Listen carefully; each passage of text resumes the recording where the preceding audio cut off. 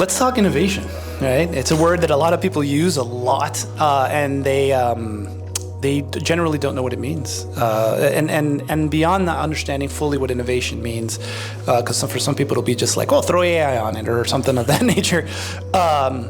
Innovation for small businesses can sometimes be feel overwhelming because limited resources. So how can a small business with limited resources implement innovation in a practical way? It's a great question, and it's funny you mentioned the AI, because whenever anybody sees that innovation is one of the seven, it's like, oh, what can I do with AI? It's okay. So innovation in the way that I use it in the book is really two things, right? One is you have to solve your problems.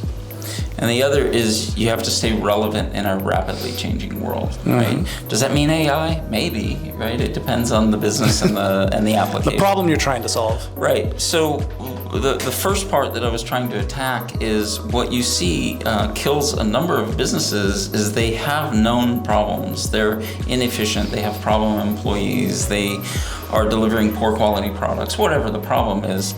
And they just continue to live with it. And eventually it builds up like sand in the gears, and it will grind an organization to a halt. The other side of that is organizations that suffer from lack of innovation, just don't watch the world evolve around them. I always talk about Sears. Sears is, when I grew up, Sears was the Amazon, right? Amazon and Sears were the same, different modes of delivery and all of that. Different customer experience, but you can practical for the time. Yeah. In Sears, just like you can buy anything in Amazon. You can buy houses in Sears. There's still a few left around the country. That's right. Yeah. That's right. So, but what happened is Sears didn't watch the world evolve around them, right? So they had every opportunity to become Amazon, right? And move into that new way of interacting with clients. The U.S. Postal Service, the Kmart, you name it, right? So what you have to do is just have an eye on what's going on outside of my business. If you do business the way you've always done business, you will not survive. It is impossible to stay stagnant in the business world because your customers change, customers' likes and dislikes change, your employees are going to change, just things will naturally change over time.